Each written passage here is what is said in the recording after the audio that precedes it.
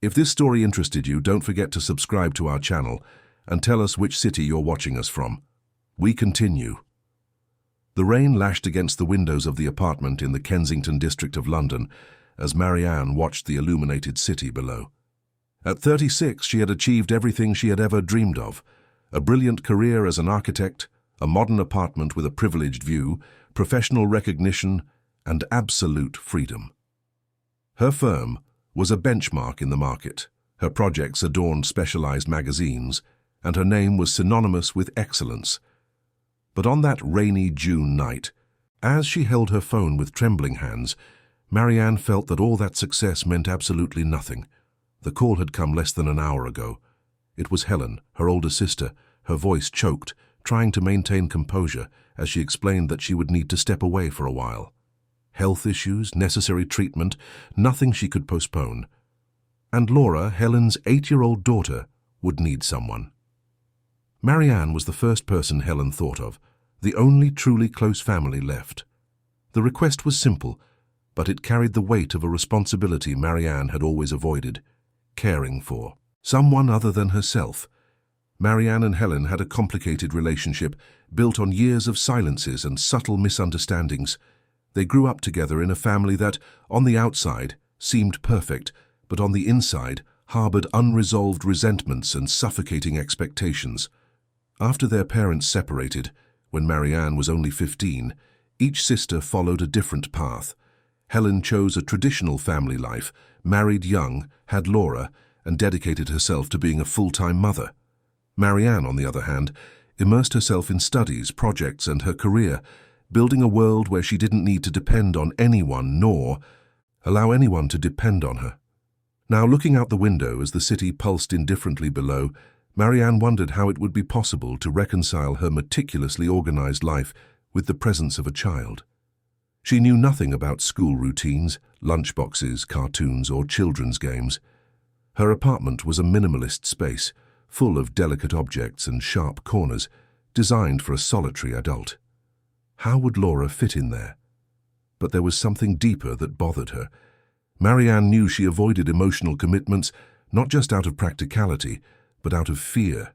Fear of failing, of disappointing, of repeating patterns she had seen in her own family. When her parents separated, it was Helen who took on the role of caring for everything and everyone, while Marianne retreated into her own world, building invisible walls around her heart. And now, those walls would be tested in a way she never imagined. The next morning arrived grey and cold. Marianne woke up early, made a strong coffee, and began mentally reorganizing her schedule. Meetings would need to be rescheduled, deadlines renegotiated, social engagements cancelled. She called Julia, her partner at the architecture firm, and explained the situation.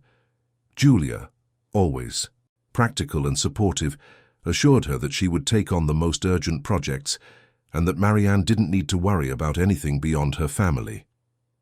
Later, Marianne drove to Helen's apartment, located in a quieter neighborhood in southwest London in Richmond. The building was simple, welcoming, with a small playground on the ground floor where some children were playing even in the cloudy weather. She went up to the 5th floor, feeling a tightness in her chest. When Helen opened the door, the two looked at each other for a long moment before embracing. It wasn't a warm hug, but it carried the attempt at reconnection that both knew was necessary. Helen was thinner, with evident dark circles under her eyes, but she maintained that gentle smile that had always been her trademark. She invited Marianne in, and the apartment revealed a stark contrast to hers. There, everything was life. Drawings stuck to the fridge, toys scattered across the sofa, photos of Laura at every stage taped to the walls, an affectionate mess that told stories of laughter, family dinners, and cartoon nights. Marianne felt a pang of something she couldn't identify. Was it envy? Nostalgia? Regret? Laura was in her room packing her school bag. She was a small girl with straight brown hair down to her shoulders, curious eyes, and an observant manner that greatly reminded Marianne of herself at the same age. When Helen called her, Laura appeared shyly at the door, holding a notebook against her chest. Marianne knelt to be at the girl's height and smiled as naturally as she could. "Hi, Laura. Do you remember me? I'm Aunt Marianne." Laura nodded, still withdrawn. She had seen Marianne only a few times in her life, always at quick, formal family lunches where superficial conversations replaced any real attempt at closeness. To Laura, Marianne was almost an elegant stranger who appeared now and then quickly disappeared. Helen knelt beside her daughter and, with a soft but firm voice, explained that Laura would be staying with Aunt Marianne for a while. It would be a different adventure, getting to know her apartment, a new routine, but Helen would return as soon as she could. Laura bit her lower lip, trying to process it all. She didn't cry, she didn't protest, she just nodded as if she had already learned to accept changes without questioning much. Marianne noticed something in that silence that deeply bothered her. That girl had matured too early, just as she herself had years ago. On the way back to the apartment, with Laura sitting in the back seat of the car, Marianne tried to strike up a conversation. She asked about school, her friends, her favorite subjects. Laura replied with polite monosyllables, but without opening much space for intimacy. Marianne turned on the radio and let soft music fill the uncomfortable silence between them. When they arrived at the building in Kensington, the doorman greeted Marianne with evident surprise at seeing the child beside her. They went up to the 12th floor, and upon opening the apartment door, Marianne realized for the first time how cold that space was. Everything was white, grey, minimalist. There was no color, no life, nothing to indicate that someone with a soul lived there. Laura entered slowly, observing every detail carefully. Marianne showed her the guest bedroom, which was rarely used, and said that it would be her room for now. The girl placed her small backpack on the bed and looked around. The room was beautiful but impersonal. There was nothing to make it welcoming for a child. "You can change whatever you want," Marianne said, trying to sound encouraging. "We can buy whatever you need. Decorate it however you like." Laura just smiled faintly and thanked her softly. Marianne left the room feeling completely lost. She grabbed her phone and began frantically researching how to care for 8-year-old children. She read articles, watched videos, noted tips. But no matter how much she studied, she knew that theory and practice were completely different universes. The first week was a real minefield of challenges. Marianne discovered that Laura had strict school hours, that she needed prepared snacks, that she had homework every day, and that sometimes she just wanted to talk about things Marianne had no idea how to answer. The girl was polite, helpful, even excessively well-behaved, and this began to worry Marianne more than any tantrum or rebellion would. One afternoon, while Laura was doing her math homework at the living room table, Marianne silently observed her niece. The girl bit the end of her pencil, concentrated, her eyes furrowed in effort. Suddenly Laura looked up and met Marianne's eyes. "Auntie, can I ask you something?" "Of course, Laura, you can." "Ask anything you want. Why didn't we see each other much before?" The question caught Marianne off guard. She put down the glass of water she was holding and sat beside her niece, trying to find honest words, but suitable for a child. Sometimes adults get so busy with their work and their lives that they forget what truly matters. "I made that mistake, Laura. I stayed away when I should have been close." Laura nodded, as if she understood more than she should. "My mum says you're very smart and you design beautiful buildings." Marianne smiled, touched by the simplicity of the observation. "I try, but do you know what I'm learning now? That buildings are easy to design. The truly difficult thing is building bridges between people." Laura smiled for the first time since she arrived, a genuine smile that lit up her face. And at that instant, something inside Marianne began to stir, like a rusty door beginning to open after years of being locked. Days went by, and little by little, Marianne began to adjust her life to include Laura. She started waking up earlier to prepare breakfast with her niece, learned to make pancakes the way Laura liked them, discovered that cartoons could be surprisingly funny, and that bedtime stories had a magical power to create connections. Laura also began to open up. She talked about her school friends, about her art teacher who always praised her drawings, about the neighbor's dog she adored. And slowly Marianne realized she was rediscovering a part of herself she had buried long ago, the capacity to care deeply for someone. But life had other plans to make everything even more complicated. In the second week, Marianne had to go to Laura's school for a parent-teacher meeting. She had never set foot in a school as a guardian before, and the feeling was strange, almost surreal. She arrived a few minutes before the scheduled time and waited in the reception area, observing other mothers and fathers chatting animatedly, exchanging experiences, laughing about everyday situations. She felt like a complete intruder in that universe. When she was called into the coordinator's office, Marianne was met with a surprise that would change everything. Sitting next to the educational coordinator was Raphael, the school's new physical education teacher. And it wasn't just any Raphael, it was the Raphael she had known more than 15 years ago, when they were still in university.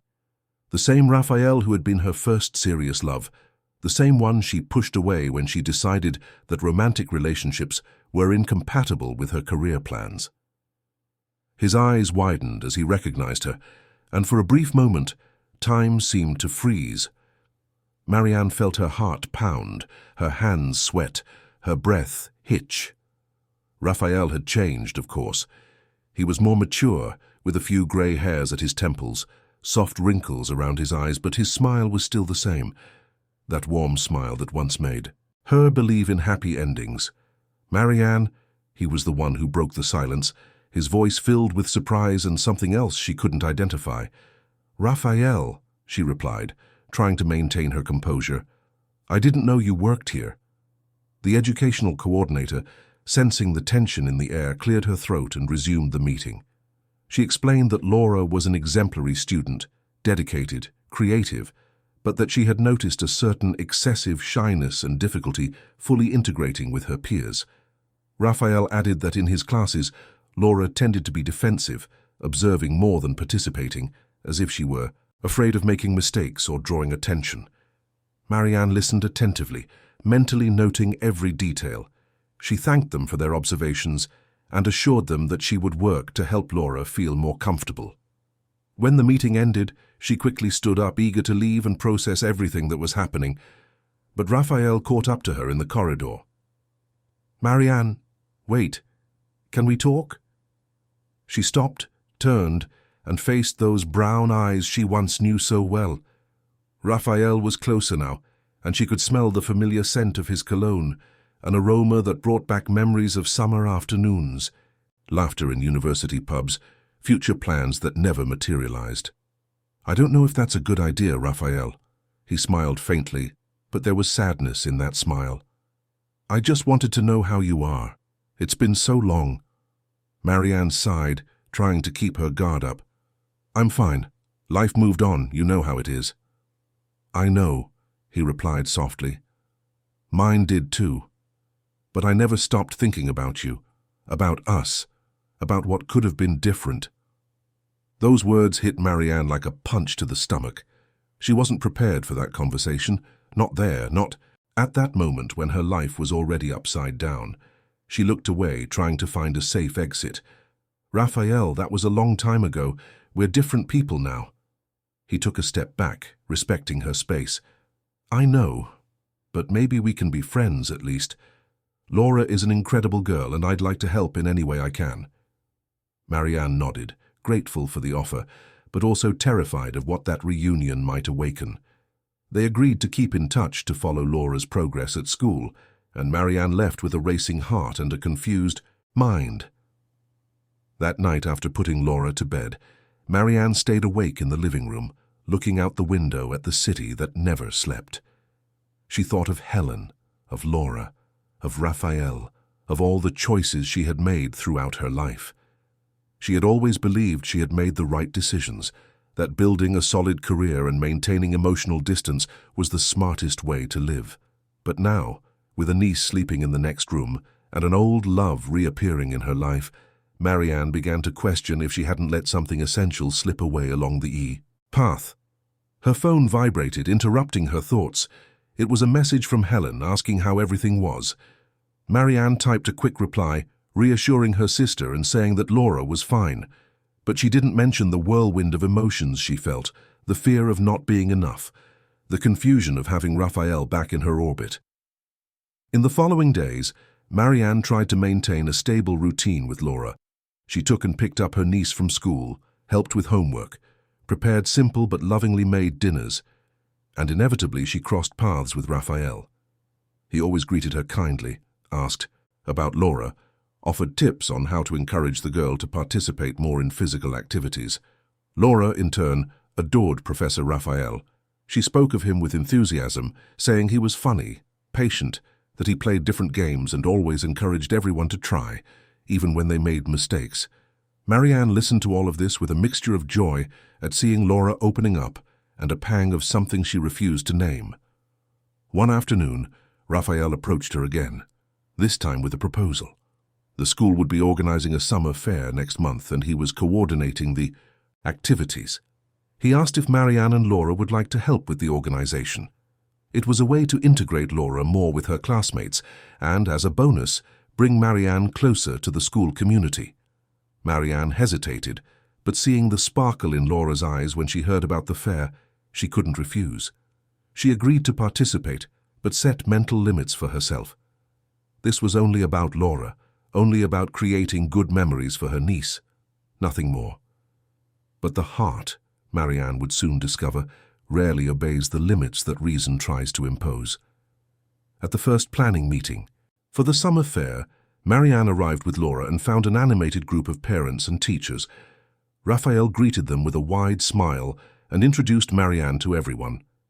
She felt out of place at first, but gradually she loosened up, offering suggestions for decorations, providing supplier contacts, using her experience as an architect to help organize the space. Laura was dazzled to see her aunt interacting so naturally, laughing, talking, being part of something bigger. And Marianne, without realizing it, began to like that feeling of belonging. During the meeting, Raphael sat beside her to discuss the details of the stall structures. Their hands brushed as they reached for the same pen, and both apologized at the same time, laughing awkwardly. It was a simple moment, but charged with a tension neither of them knew how to handle. After the meeting, as they walked to the car park, Raphael asked to speak to her alone. Marianne asked Laura to wait in the car for a few minutes and agreed to hear him out. "Marianne, I need to be honest with you," he began, his voice serious. "When I saw you here at the school, I was completely lost. I thought I had moved past everything we went through, but seeing you again stirred up things I thought were buried." Marianne swallowed hard, not knowing what to say.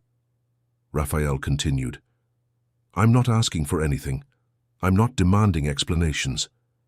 I just want you to know that I still care about you, and if there's any chance, however small, for us to rebuild at least a friendship, I would really like that."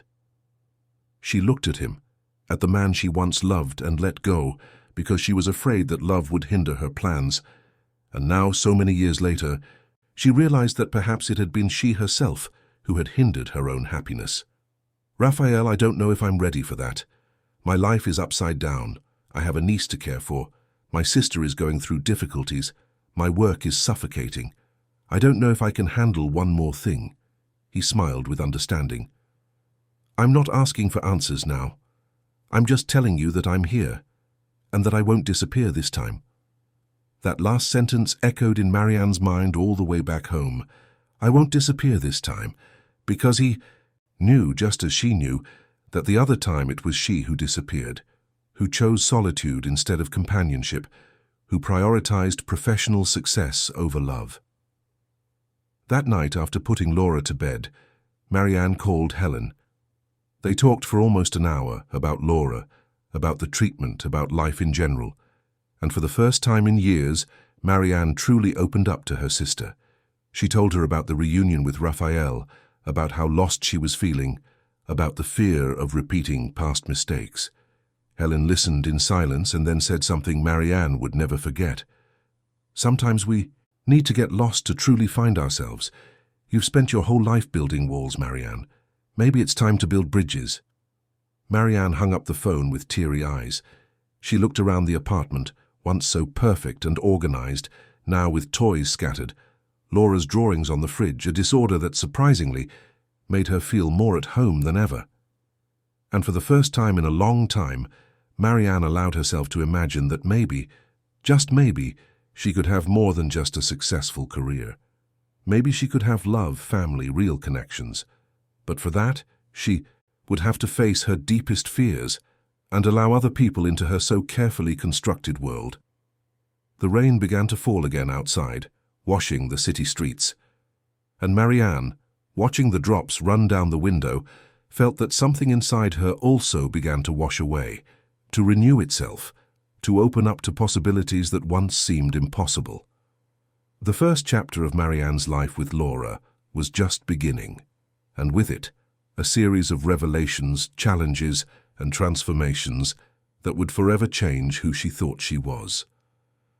The following weeks brought a routine Marianne had never imagined living. Waking up early ceased to be a sacrifice when she noticed Laura already awake, carefully packing her backpack, trying not to make noise so as not to wake her aunt. The girl's silent consideration touched Marianne in an inexplicable way. She began to get up even earlier, preparing breakfast as a surprise, and the shy smile Laura offered upon finding the table set was worth every minute of lost sleep. The architect who once lived on meetings in sophisticated restaurants and espressos now learned to make colorful smoothies, fun sandwiches, and discovered that the simple act of sitting at a table with someone transformed the meal into something special. Laura began to talk more during breakfast, recounting funny dreams, small concerns about school tests, and even sharing secrets about classmates. It was during one of these morning coffees that Laura asked a question that caught Marianne completely off guard. "Auntie, have you ever been married?" Marianne almost choked on her orange juice. She wiped her mouth with a napkin and tried to buy time, but Laura's curious eyes awaited an honest answer. "No, Laura, I've never been married." "Why not?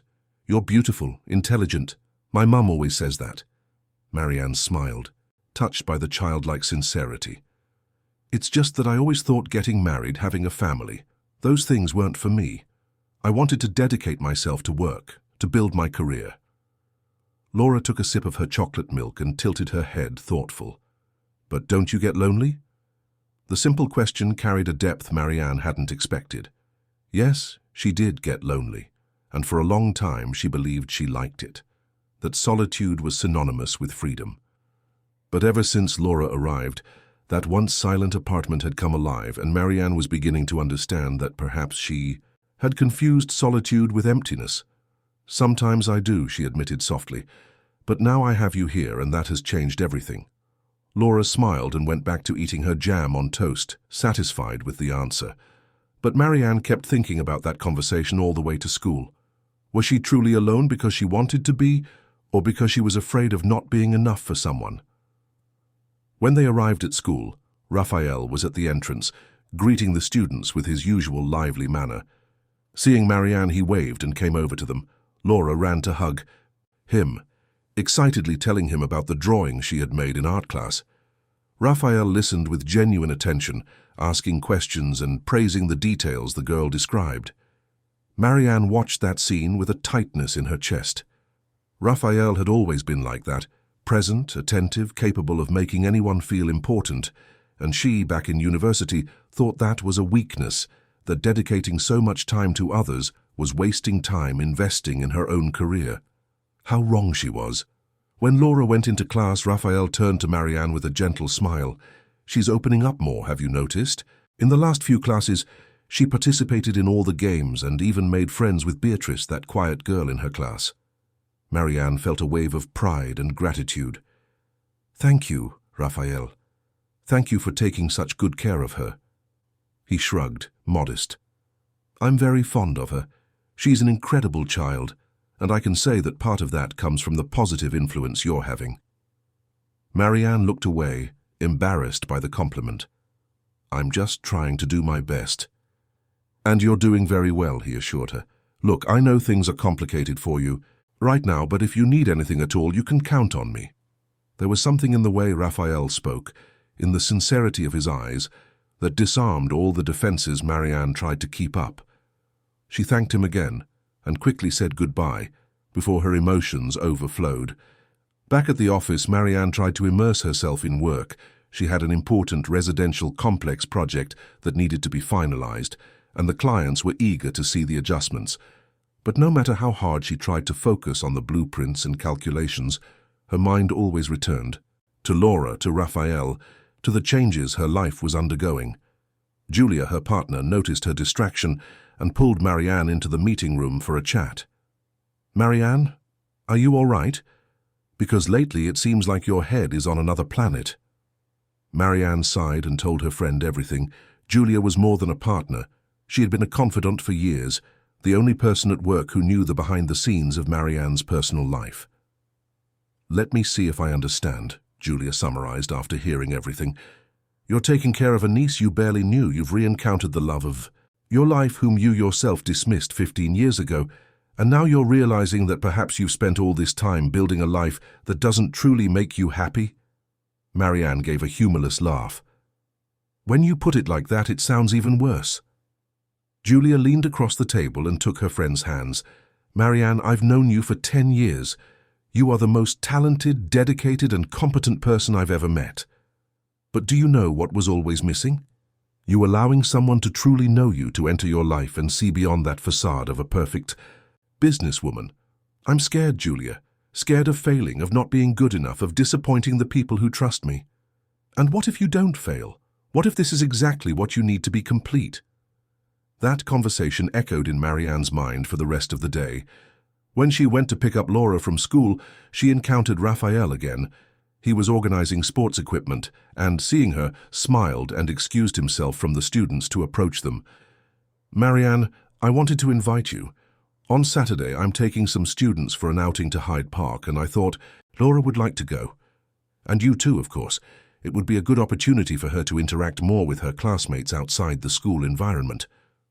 Marianne hesitated for an instant, but before she could answer, Laura appeared running, her eyes shining with enthusiasm. "Auntie, please, Beatrice is going, and Professor Raphael said there'll be a picnic and games." How could she refuse? Marianne accepted the invitation, trying to ignore the way her heart quickened at the sight of Raphael's smile. Saturday dawned sunny, one of those rare days in London where the sky is completely blue. Marianne dressed Laura in comfortable clothes and packed a backpack with snacks, sunscreen, and a change of clothes. She herself chose something casual, jeans and a light blouse, so different from the tailored suits she usually wore. At Hyde Park, the group of children and parents was already gathered near the lake. Raphael coordinated everything with contagious energy, organizing activities, distributing tasks, making everyone laugh. Marianne observed from a distance for a moment, admiring the ease with which he connected with people. Laura ran to join the other children, and Marianne stayed to chat with some parents. It was surprising to realize how those people had interesting stories, similar challenges, and how comforting it was to be part of a community. During the picnic, Raphael sat beside Marianne. He brought a sandwich he had prepared and offered half to her. The two ate in comfortable silence, watching the children play. "You're different," he commented suddenly. "How so?" "Lighter, less tense. It's as if you're allowing yourself to truly live." Marianne thought about that. Perhaps he was right. Ever since Laura arrived, something in her had begun to thaw, as if years of rigidity were finally giving way. "Laura is teaching me a lot," Marianne admitted, "about patience, about being present, about what truly matters." Raphael smiled. "She's special, and so are you. Always have been." "Why did you never give up on me, Raphael? After everything, after I pushed you away, why do you still care?" He looked at her with that intensity that completely disarmed her. Because when you truly love someone, it doesn't matter how much time passes or how many obstacles appear. You continue to wish for that person's happiness even if it's not by your side. Those words hit Marianne right in the chest. She wanted to say so many things, to apologize, to explain her fears, but she couldn't. She simply reached out and touched his hand. A small gesture, but full of meaning. The afternoon at the park passed too quickly. The children ran, played, sweated, and laughed until they were tired. When it was time to leave, Laura was exhausted but radiant. In the car, she fell asleep even before Marianne left the car park. Raphael walked her to the car to say goodbye. They stood facing each other, the tension between them palpable. "Thank you for today," Marianne said, her voice soft. "It was perfect." "We can repeat it whenever you want," he replied. "By the way, I wanted to invite you to dinner one of these days. Just the two of us. No kids, no school. Just to really talk. Marianne took a deep breath. She knew that accepting that invitation meant opening a door she had kept locked for years. But she also knew that if she didn't accept, she would spend the rest of her life wondering what could have been. "I'd love to," she finally replied. Raphael's smile lit up his entire face. "So it's a date. I'll send you a message with the details." Marianne drove home with her heart pounding. She looked in the rearview mirror and saw Laura sleeping peacefully in the back seat. That girl had entered her life like a hurricane, messing everything up, but also bringing colors Marianne didn't even know existed. That night, after putting Laura to bed, Marianne called Helen. Her sister was better, the treatment was progressing well, and she was emotional hearing about the park outing and how Laura was adapting. "Marianne, you can't imagine how much it means to me to know that my daughter is so well cared for," Helen said with a choked voice. "And it's not just that, you seem better too, happier." "I am," Marianne admitted. "Laura made me realize so many things I was ignoring, about myself, about what truly matters in life." "And Raphael?" Helen asked with a hint of mischief in her voice. "You told me he reappeared, but you left out the details." Marianne laughed. "There aren't many details yet, but he invited me to dinner, and I accepted." "My goodness, Marianne, that's huge. You never accept invitations like that." "I know, that's why I'm terrified." "Don't be. Just be yourself. The real you, not this armored version you created to protect yourself." That advice echoed in Marianne's mind for the following days. Dinner with Raphael was scheduled for Friday night, and the closer the date got, the more nervous she became. She chose and changed outfits dozens of times, changed her hairstyle, tried different makeup looks. Laura watched it all with amused curiosity. "Auntie, you look beautiful in all your clothes. Stop worrying." Marianne laughed at the childlike wisdom. "How are you so smart at just 8 years old?" "I pay attention to things," Laura replied simply. Helen sent a trusted friend to stay with Laura during dinner. When Marianne was about to leave, her niece hugged her tightly and whispered in her ear, "If Professor Raphael makes you happy, then I approve." Marianne left home with teary eyes and a warm heart. Raphael had chosen a discreet and cozy restaurant in the Notting Hill area, away from the hustle and bustle of trendy spots. When Marianne arrived, he was already there, waiting with a simple but beautiful bouquet of flowers. "For you," he said, extending the flowers. "Thank you. You didn't have to." "I know, but I wanted to." They sat at the table and, after ordering their food, looked at each other in silence for a moment. It was as if 15 years hadn't passed, and at the same time, as if they were two completely different people from who they had been in university. "Marianne, I need to tell you something," Raphael began. "When we broke up, or rather, when you decided you didn't want a relationship anymore, I was devastated. I thought I'd never get over it." "I'm sorry," she said softly.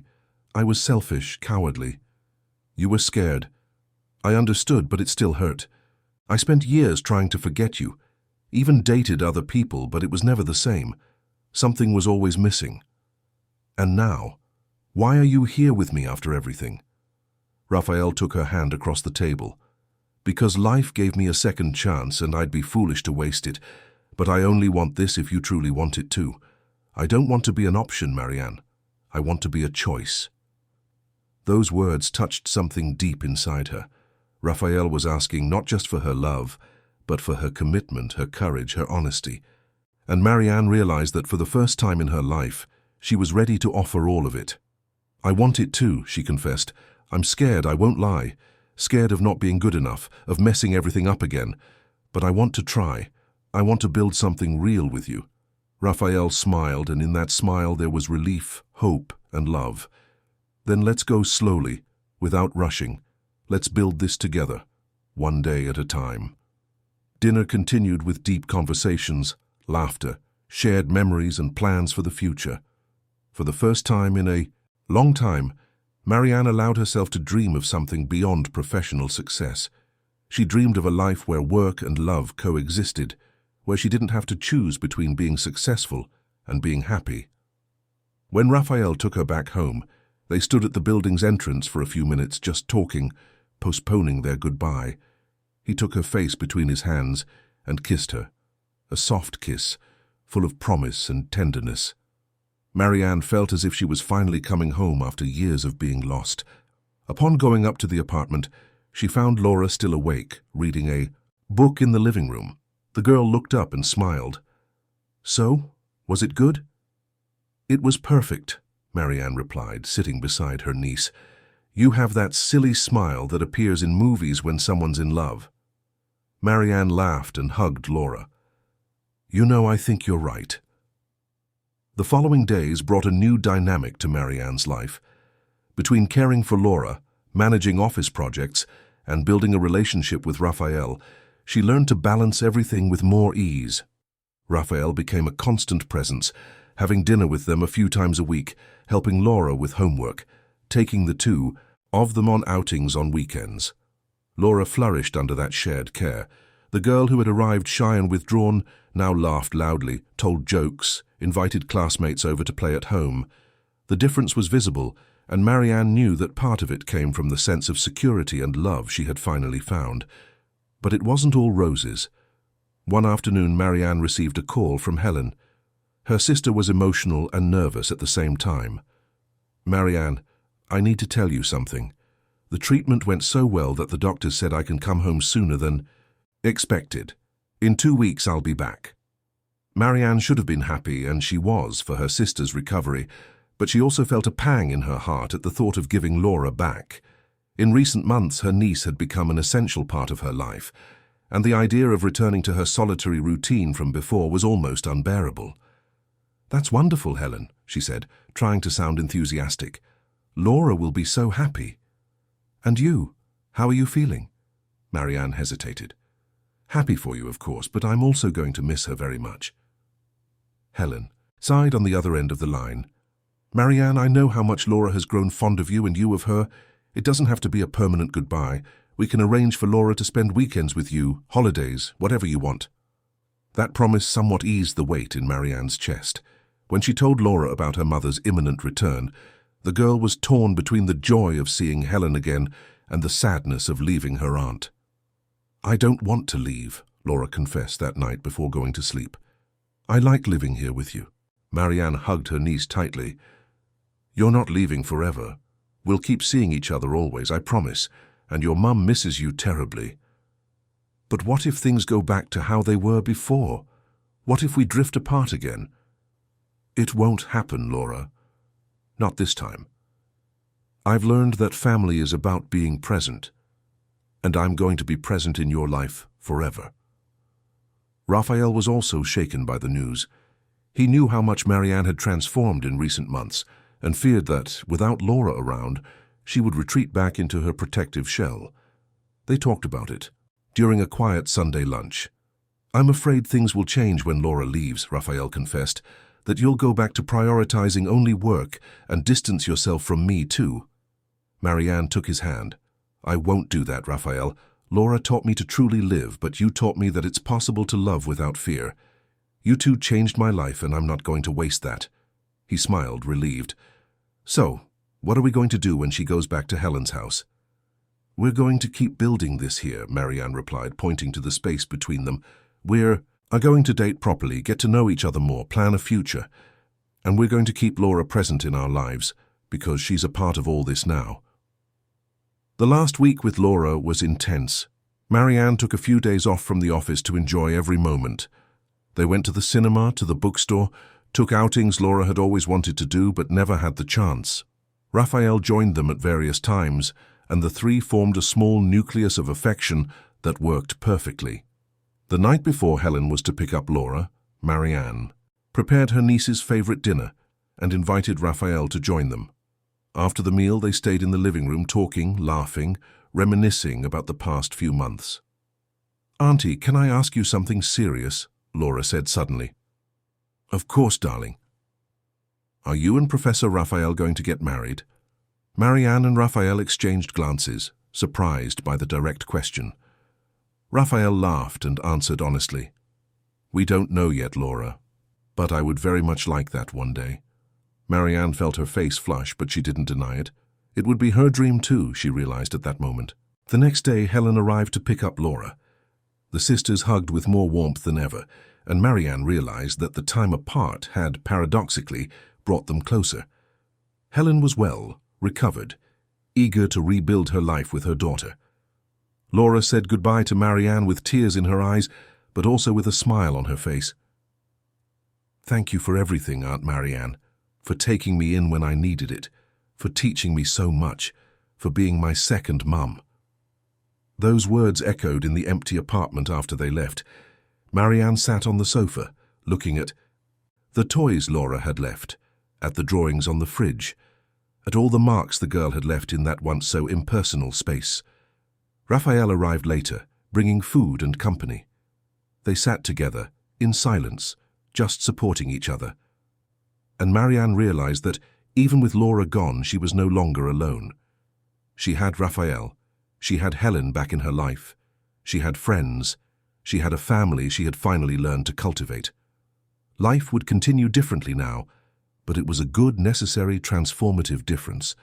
Marianne closed her eyes and allowed herself to feel gratitude for everything she had lived, for all the lessons learned, for all the bridges rebuilt. And as Raphael embraced her, she knew that this was just the beginning of a much larger story, a story where she had finally allowed love to enter and transform everything. The months following Laura's departure were a period of adaptation and discovery. Marianne continued to meet regularly with her niece, who spent entire weekends at the Kensington apartment, bringing back the joy and mess that Marianne had learned to love. The relationship with Helen also strengthened. The sisters talked almost every day, sharing daily details, asking for advice, rebuilding the intimacy that had been lost over the years. With Raphael, the relationship blossomed in a way Marianne had never experienced. It wasn't the ardent, confusing passion of youth, but something deeper, more mature, built on solid foundations of respect, admiration, and companionship. They had dinner together 2 or 3 times a week, explored the city on weekends, talked for hours about everything and nothing. Raphael knew Marianne's fears and didn't pressure her. He patiently waited for her to open up in her own time, and that made all the difference. One evening, while having dinner at an Italian restaurant in Mayfair, Raphael took Marianne's hand across the table and said something that caught her by surprise. "I've been thinking a lot about us, about the future, and I wanted to know what you expect from this relationship." Marianne felt her heart quicken. "What do you mean?" "I want to know if you see me just as a boyfriend, someone to pass the time with, or if you envision something more serious, more permanent." That question left her speechless for a few moments. She knew exactly what Raphael was asking, but admitting it aloud was frightening. However, looking at the man who loved her with such patience and sincerity, Marianne realized it was time to be courageous. "I see something permanent, Raphael. I see a future with you. It still scares me, I won't lie, but that's what I want." The smile he gave was so genuine it lit up his entire face. "That's what I needed to hear, because I also see a future with you, Marianne, and I want to build this the right way, without rushing, but also without stalling." They toasted to that moment, sealing a silent promise of mutual commitment. Marianne felt a lightness she hadn't known for years. It was as if every broken piece inside her was being glued back together, creating a mosaic even more beautiful than the original. But life, as always, had its own twists and turns in store. A few weeks later, while Marianne was working in her office finalizing a commercial building project, she received a call from Helen. Her sister's voice was tense, worried. "Marianne, I need to talk to you. Can you come over tonight?" "Of course. Has something happened to Laura?" "No, she's fine, but it's something important, and I prefer to talk in person." Marianne spent the rest of the day anxious, wondering what Helen might want to talk about. When she arrived at her sister's apartment that night, she found Helen sitting on the sofa, her hands clasped in her lap, her face marked by an expression that blended worry and determination. Laura was in her room doing homework. Helen served tea, and the two sat at the kitchen table. "What's going on, Helen?" Her sister took a deep breath before starting. "Remember Charles?" Charles was Helen's ex-husband, Laura's father. Their marriage had ended 3 years ago, tumultuously, but civilly. Charles paid child support regularly, and visited Laura once a month, maintaining a distant but cordial relationship with his daughter. I remember. What about him? He showed up here yesterday saying he wants more time with Laura, that he regrets being absent and wants to rebuild his relationship with her. Marianne frowned. And what's the problem? If he wants to be a more present father, isn't that good? Helen shook her head, her eyes welling up. It's not that simple, Marianne. He doesn't just want more time. He's talking about shared custody, about taking Laura to live with him for long periods, and there's more. He's engaged to a woman I don't know, and he wants Laura to be part of his new family. Marianne felt a chill down her spine. I understand your concern, but legally he has the right to ask for that. I know. But it's not fair. He wasn't there when Laura needed him most, when I went through treatment, when she was confused and scared. And now that everything is better, he just shows up wanting to change everything. And what does Laura think about it? Helen wiped away the tears that were starting to fall. She's confused. On one hand, she wants to get to know her father better, have a closer relationship. On the other, she's afraid of the changes, of having to adapt to a new home, a new person. And I don't know how to handle this without seeming like the villain who's preventing father and daughter from getting closer. Marianne held her sister's hands. You're no villain at all. You're protecting your daughter and trying to understand what's best for her. But what if I'm wrong? What if Laura really needs this closeness with her father? Then you'll find a middle ground. But this needs to be done carefully, always prioritizing Laura's well-being. Helen nodded, grateful for the support. I wanted to ask you something. Could you talk to her? Laura trusts you in a way she doesn't trust me about certain matters. Maybe she'll open up to you. Marianne agreed without hesitation. That same night, after Helen went to her room, Marianne knocked on Laura's bedroom door. The girl was lying in bed, hugging the teddy bear Marianne had given her months ago. Hi, Auntie, come in. Marianne sat on the edge of the bed. Your mum told me about your dad. How are you feeling? Laura shrugged, but her eyes revealed the confusion she felt. I don't know. I'm happy he wants to see me more, but I'm also scared. Scared of what? Of changing everything. Of having to live in two places.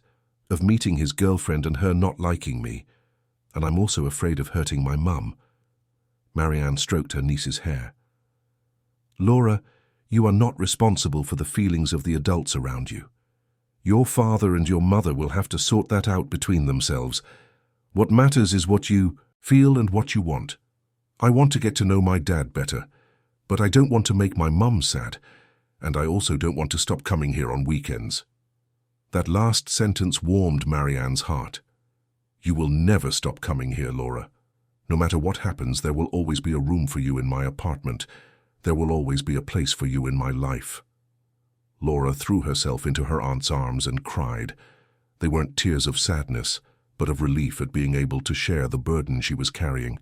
Marianne cradled her until the girl fell asleep, and then returned to the living room where Helen was waiting for her. She's confused, but deep down, she wants to get to know her father better. I think the best way is to allow this closeness, but by setting clear boundaries and always prioritizing what Laura feels. Helen agreed, but fear was still etched on her face. In the following days, meetings between Charles and Laura became more frequent. He would pick up the girl from school sometimes, take her for ice cream, to the cinema, to the park. Laura always returned from these meetings with mixed feelings, happy to be getting to know her father better, but also emotionally tired from having to deal with so many new things. Marianne followed everything closely, always talking to Laura, offering a safe space where the girl could confide without fear of judgment. Raphael also got involved, offering the male perspective that sometimes was missing in their conversations. One afternoon, Charles asked to have a conversation with Helen and Marianne together. They arranged to meet at a neutral coffee shop, away from home and school. Charles arrived punctually, dressed casually but carefully, trying to make a good impression. He began by apologizing for how he had been absent from Laura's life. He explained that he went through a difficult period after the separation, that he got lost in his own problems and ended up neglecting his daughter. But now, with a more stable life and a new serious relationship, he wanted to correct his mistakes. I'm not trying to take Laura away from you, Helen, he assured her. I just want to be a better, more present father. And I think shared custody would be a fair way to do that. Helen took a deep breath before replying. Charles, I understand you want to reconnect, and that's important. But Laura has already been through many changes recently. Forcing shared custody now might be too much for her. So what do you suggest? Marianne, who had remained silent until then, decided to intervene. How about we start slowly? Gradually increase the time Laura spends with you. Give her time to adapt to your fiancé. Build trust.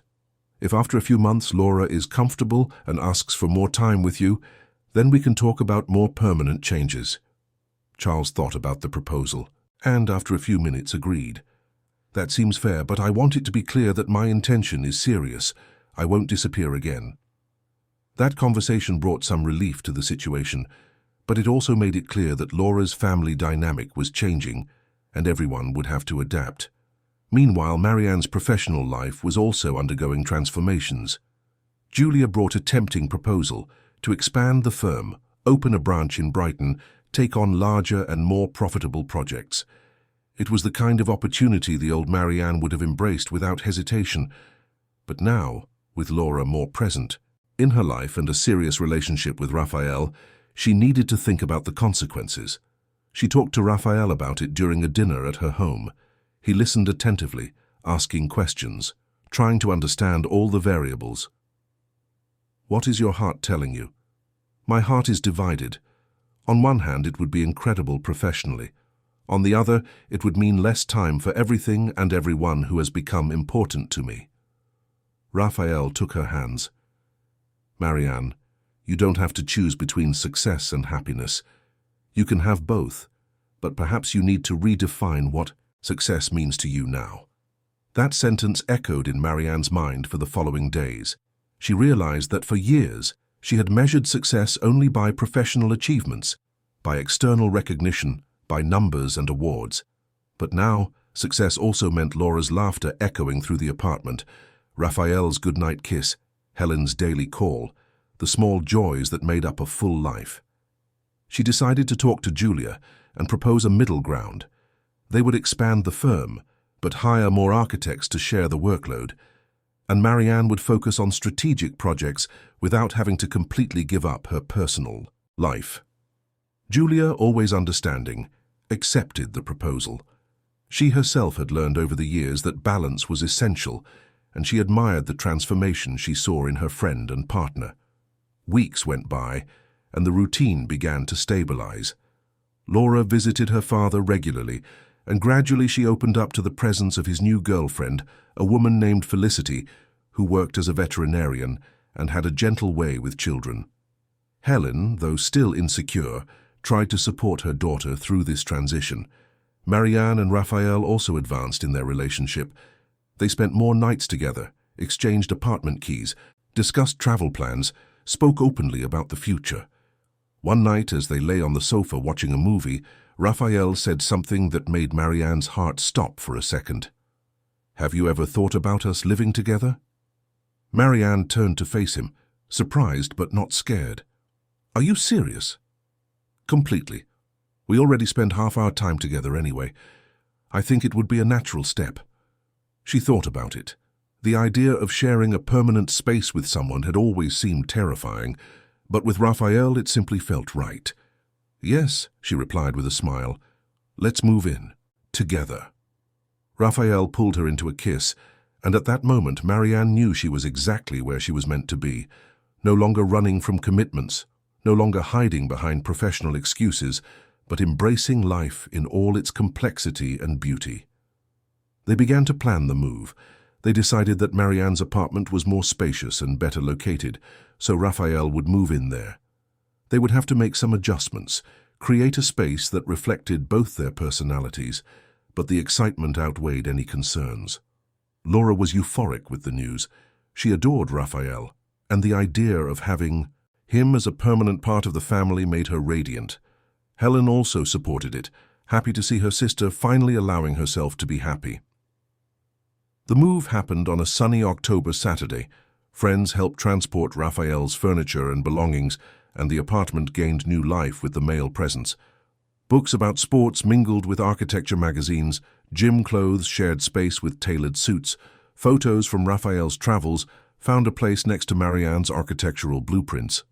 That night, after everyone had left and the house was finally organized, Marianne and Raphael sat on the sofa, exhausted but happy. They looked around at that space that was now truly theirs, a home built on love, patience, and second chances. "We're doing this," Marianne said, almost incredulous. "We are," Raphael replied, kissing her forehead, "and it's going to be beautiful." In the following months, life settled into a pleasant routine. Raphael and Marianne learned to share household responsibilities, to negotiate differences, to create their own rituals. They made breakfast together on weekends, cooked elaborate dinners on Friday nights, watched series cuddled on the sofa. Laura continued to visit regularly, and now she had both Raphael and Marianne nearby, creating an even stronger family core. Charles also became a more constant presence, and gradually the girl built a closer relationship with her father. But life, as Marianne was learning, was made of cycles, and new challenges always arose when least expected. One afternoon, while working in her office, she received a call from Helen. Her sister's voice was trembling, worried. "Marianne, I need to tell you something, and I don't know how you're going to react." Marianne's heart quickened. "What is it?" "I received a job offer in Edinburgh. It's an incredible position with a much better salary than I earn here, but it would mean moving from London." Marianne felt as if the ground had disappeared beneath her feet. "And Laura?" "I would have to take her with me. I know it's a lot to ask.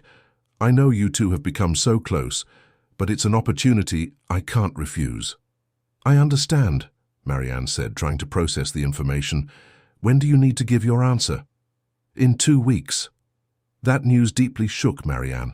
The idea of Laura moving to another city, of not being able to see her every week, of losing that togetherness that had become so essential, hurt in a way she didn't expect. She talked to Raphael about it that same night. He listened attentively, holding her hand, offering the support she needed. "You can't stop Helen from going, Marianne. It's an important opportunity for her and for Laura too." "I know, but it's going to be so hard." "It will," he agreed. "But you'll find ways to stay connected, and Edinburgh isn't that far. You can visit each other regularly." Marianne knew he was right, but her heart still ached. In the following days, she talked to Laura about the possible move. The girl was also torn between the excitement of a new city and the fear of moving away from the people she loved. "Auntie, will you forget me if I leave?" Marianne hugged her niece tightly. "Never, Laura. You're a part of me now. No matter the distance, we'll always be connected." "And can I still come here for holidays?" "Always. This apartment will always have a room for you." Helen accepted the job offer, and the move was scheduled for 2 months later. That period was one of goodbyes and promises. Marianne tried to savor every moment with Laura, creating memories that could sustain the distance that would soon impose itself. Raphael proved to be an incredible companion throughout this entire process, helping Marianne deal with the sadness, reminding her that true love transcends distances, that family is about bonds that remain regardless of where each person is. A week before the move, Marianne organized a farewell party for Laura. She invited her school friends, teachers, some neighbors. The apartment was filled with laughter, games, promises to keep in touch. Laura was radiant, surrounded by so much love and affection. At the end of the party, when everyone had already left, Marianne gave her niece a gift. It was a beautiful diary with a leather cover and blank pages. "For you to write everything you experience in Edinburgh, all the adventures, all the feelings, and when we meet, you can tell me everything." Laura hugged her aunt with tears in her eyes. "Thank you for everything, Aunt Marianne, for taking me in when I needed it, for teaching me so much, for being my second mum." Those words broke Marianne's last defense, and she cried openly, hugging her niece, feeling the pain of goodbye but also gratitude for everything they had lived through together. On the day of the move, Marianne and Raphael helped Helen load the last boxes onto the truck. Laura gave each of them a last hug, promising to always call, visit during holidays, not to let their love get lost in the distance. When the car drove off, Marianne stood on the pavement watching until it completely disappeared. Raphael hugged her from behind, letting her cry on his shoulder. "She'll be fine," he whispered, "and you will too." Marianne nodded, knowing he was right but still feeling the emptiness left by Laura's departure. They went up, to the apartment, which suddenly seemed too big, too silent. But gradually in the following days, Marianne began to adjust to the new reality. Laura called almost every day, telling her about her new school, new friends, discoveries in Edinburgh. And Marianne realized that despite the distance, the bond between them remained strong. Raphael became even more present, filling the empty spaces with love, companionship, and understanding. And Marianne finally understood that life was made of cycles of arrivals and departures, but that true love remained, regardless of the changes. Looking out the apartment window that night, with Raphael by her side and her heart still aching but full of hope, Marianne knew she was ready for the next chapter of her life, a chapter where she was no longer alone, where she had learned to love without fear, where family was defined not just by blood, but by choices and presence. And there was still a surprise that life held in store, a twist that would change everything once again, bringing challenges and joys she never could have imagined. The months that followed Laura's move were a period of adaptation and rediscovery. Marianne plunged headfirst into work, focusing on the expansion of the firm and the new projects that arose. Raphael remained steadfast by her side, but began to notice that something had changed in his partner. She was more distant, more withdrawn, as if she were reverting to that old version of herself he had known in the past. One evening, after another silent dinner, Raphael decided to confront the situation. They sat on the sofa, and he took Marianne's hands, forcing her to look into his eyes. "What's happening, Marianne? You're pulling away again." She looked away, but he wouldn't let her. "Marianne, we talked about this. You promised you wouldn't close yourself off again." "It's not that," she murmured. "It's just that I don't know how to deal with this feeling of emptiness. Laura made such a difference here, and now everything feels meaningless." Raphael sighed. "You're punishing yourself because she left. But Laura didn't leave your life, Marianne. She's just in another city." "I know. But it's not the same." "Of course it's not. But you can choose. Either you close yourself off again and lose everything we've built, or you learn to deal with the longing without letting it destroy you." Those words hit Marianne like a slap of reality. She realized that she was, in fact, closing herself off, using work as an excuse not to feel, not to process the pain of separation. But by doing so, she was pushing Raphael away. She was wasting the chance to be happy that she had fought so hard to achieve. "I'm sorry," she said with a choked voice. "You're right. I was running away again." Raphael hugged her, and Marianne finally allowed herself to truly cry. She cried for missing Laura, for the fear of losing Raphael, for all the years she wasted hiding behind emotional walls. And she also cried with relief, because she finally understood that she didn't need to be strong all the time, that vulnerability wasn't weakness. From that night on, Marianne committed to working on herself. She resumed therapy, something she had abandoned years ago when she thought she no longer needed it. The therapist helped her process not only her longing for Laura, but also deeper issues about her difficulty connecting emotionally, about the traumas of her parents' separation, about the constant fear of disappointing the people she loved. Raphael accompanied her throughout this journey with patience and love. On weekends, they planned activities together, resumed the outings they used to take, cooked elaborate dishes, laughed at silly things. Slowly, Marianne began to open up again, but this time in a more conscious, healthier way. Laura called religiously every Sunday, and their conversations were always full of news. The girl was adapting well in Edinburgh, had made new friends, liked her new school. Helen was also happy with her job, feeling professionally fulfilled in a way she had never experienced in London. Marianne felt proud hearing all this, but also a pang of sadness for not being physically present in those moments. That's when Raphael suggested something that changed everything. "Why don't we visit Laura during the next school holidays? We can spend a week in Edinburgh, get to know her new life, catch up." The idea immediately excited Marianne. She talked to Helen, who loved the proposal, and they began preparations. It would be in July during the winter holidays, and Marianne counted the days with anticipation. But before the trip happened, something unexpected completely changed everyone's plans. It was an ordinary Thursday in June when Marianne's phone rang in the middle of a meeting. Normally she wouldn't answer, but seeing it was Helen, something told her to pick up.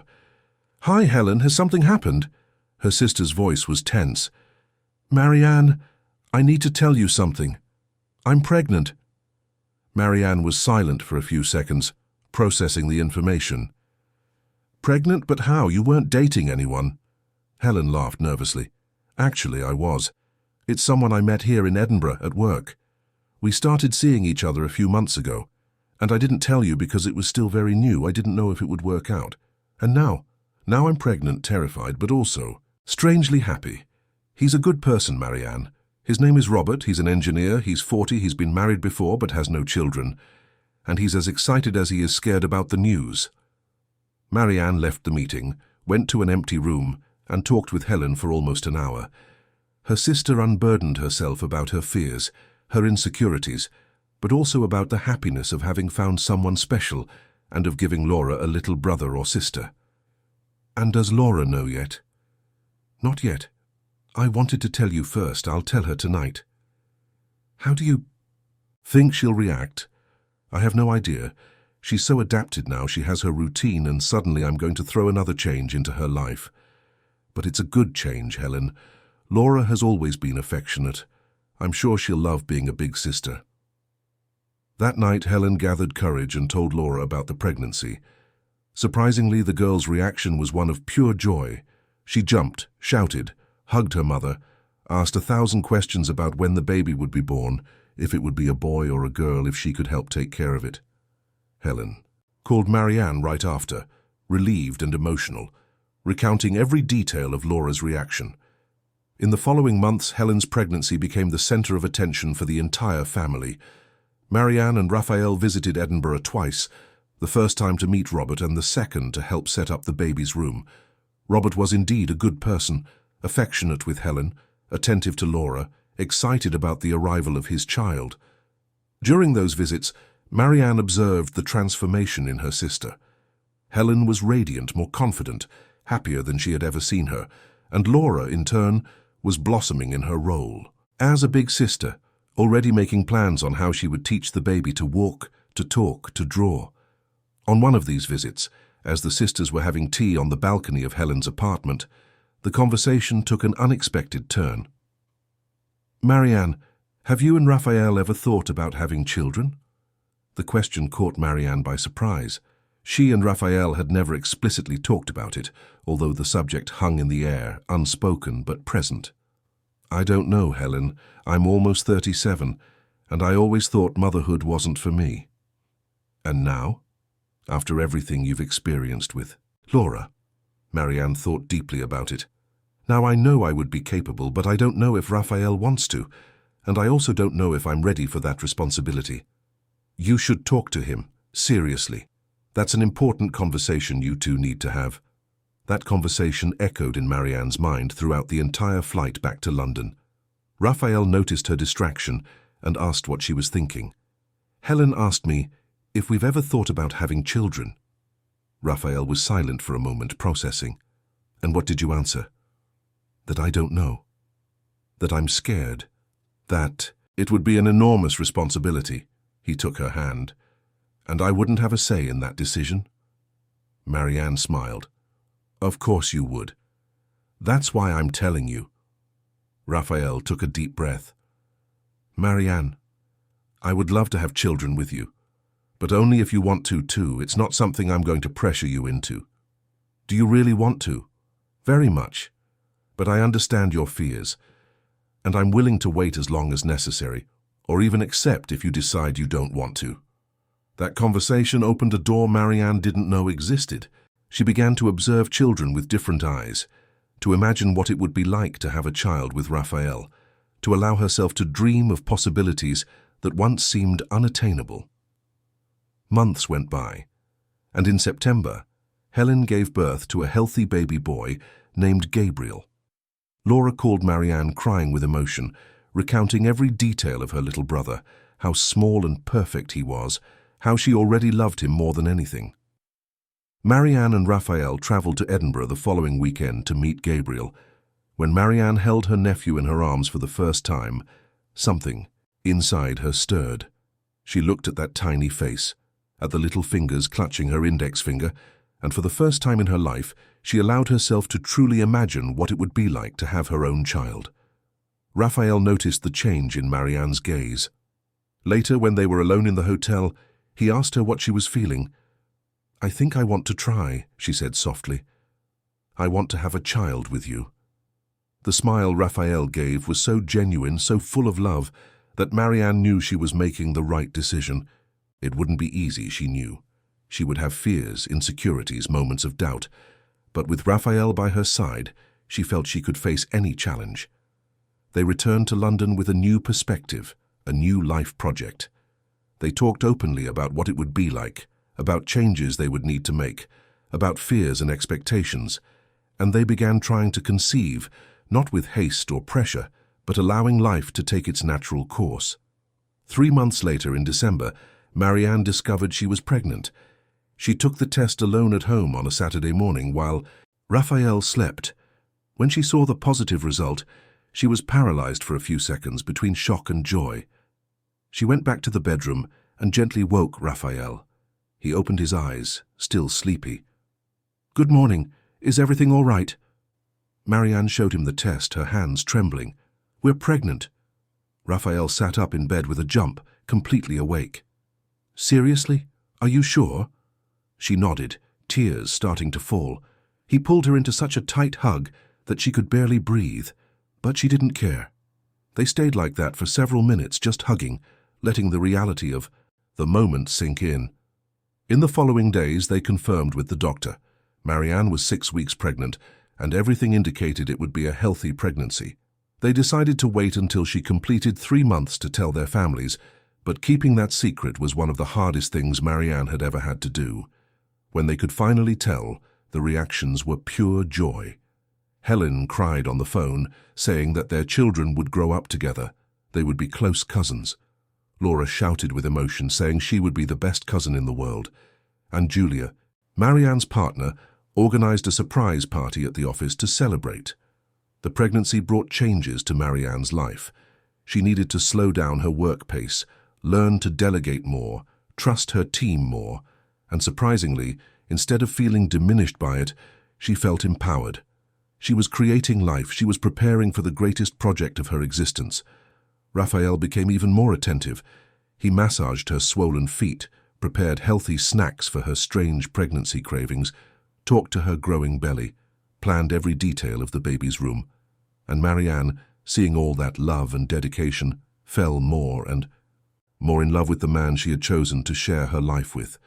During the 6th month of pregnancy, they discovered it would be a girl. Raphael wanted to name her Clara, and Marianne agreed immediately. Clara, which means enlightened, bright, transparent. Everything Marianne hoped to be for her daughter. Laura called as soon as she heard the news. "Auntie, a girl! I'll be able to lend her my old clothes. I'll be able to play with dolls with her. It's going to be perfect." Marianne laughed at her niece's excitement, but also felt a pang of emotion. Laura had been the catalyst for all the changes in her life. Without those months caring for her niece, Marianne would never have discovered her capacity to love so deeply, would never have allowed herself to open up to Raphael, would never have considered motherhood. The last months of pregnancy were intense.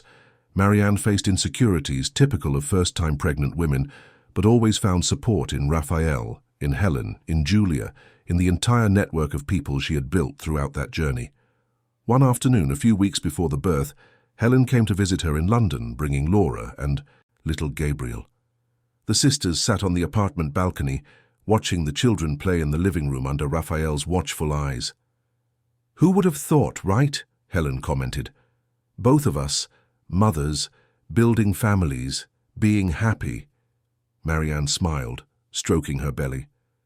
"I never imagined I'd be here. For years, I thought family was a trap, that love was a weakness. And now? Now I know that love is the strongest thing there is, and family isn't perfection, it's presence. Helen took her sister's hand. Thank you, Marianne. Why? For taking such good care of Laura when I needed it. For allowing yourself to change. For teaching me that it's never too late to start over. The two stayed there in comfortable silence, observing their lives intertwining in such beautiful and unexpected ways. Clara was born on a cold April morning, after 12 hours of labor.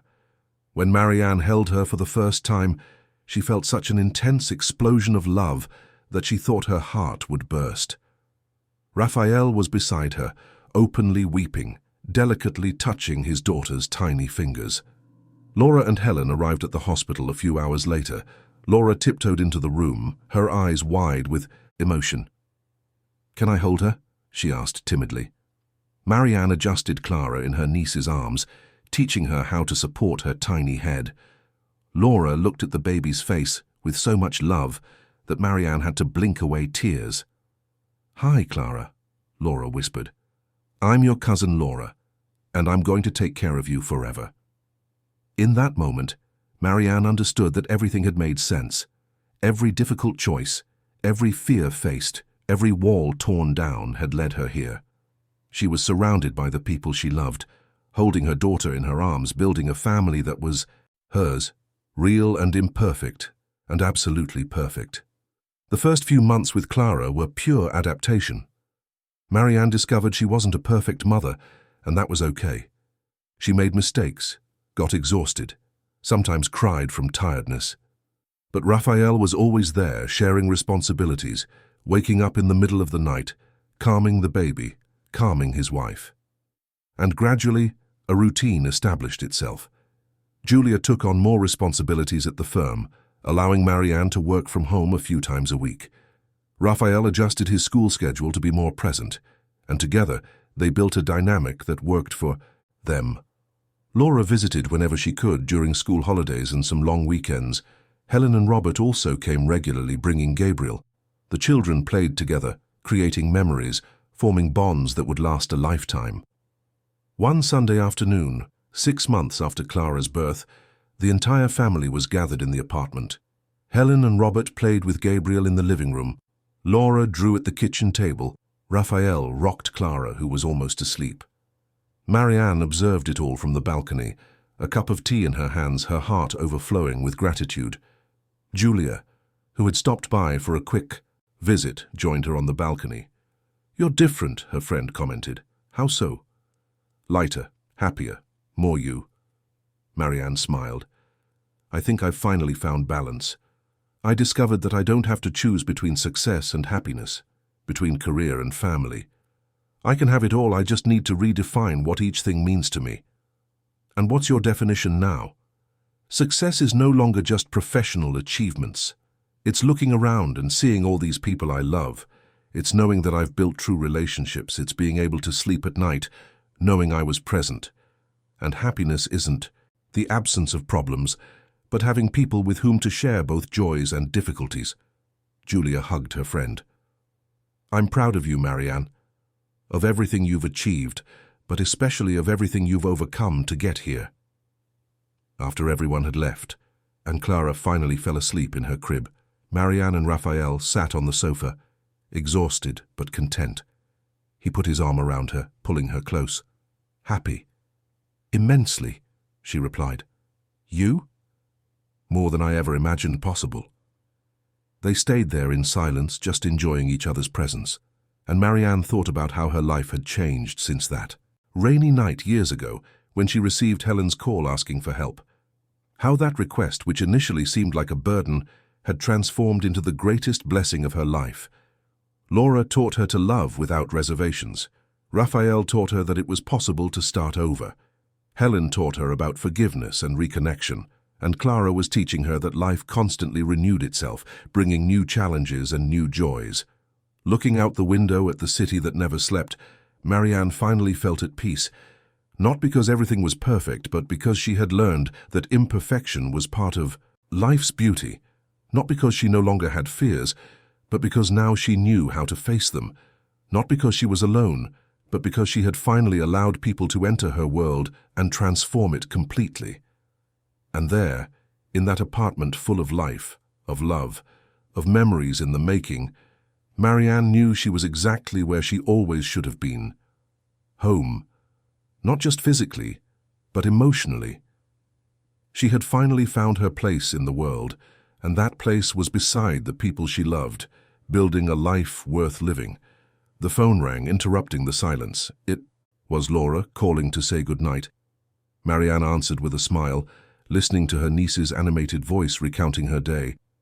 And as they talked, Raphael prepared tea in the kitchen, Clara slept peacefully in her crib, and life continued its natural course, full of simple moments that made up the greatest happiness. When she hung up, Marianne joined Raphael in the kitchen. He handed her a cup of tea and kissed her gently. "You know what I'm thinking?" "What?" "That our story is just beginning. We have a whole life ahead of us, full of adventures, challenges, joys." Marianne intertwined her fingers with his. "And I couldn't ask for a better companion for this journey." The two clinked their teacups, a toast to the life they built together, to the courageous choices they made, to the love that transformed them. And as the city continued to pulse below, inside that apartment, a small family slept peacefully, protected by walls not of defense, but of love. Love that liberates, that transforms, that builds bridges where before there was only solitude. Marianne finally understood that the true architecture of life was not in the buildings she designed, but in the connections she established, in the relationships she cultivated, in the love she allowed herself to give and receive. And this was the most important work of her life, a project in constant construction, imperfect but sincere, challenging but rewarding. And so, under the starry sky of London, another night came to an end. But for Marianne, Raphael, and Clara, it was just the beginning of countless dawns they would live together, building day after day a story of love, overcoming, and family. A story that proved it's never too late to start over, that love can heal old wounds, that family is about choice and presence, and that the courage to open up to life can completely transform who we are. End of story. Dear listeners, we hope that the story of Marianne, Raphael, Laura, and Clara has deeply touched your heart. If you were moved by this journey of transformation, love, and second chances, leave a like, subscribe to the channel, and tell us in the comments what moment touched you most in this story. Every day, we bring intense narratives like this, which reveal the deepest and truest side of human beings, their struggles, their fears, and their victories. We await you in the next episode, with a new story that will stir your emotions and make you reflect on life.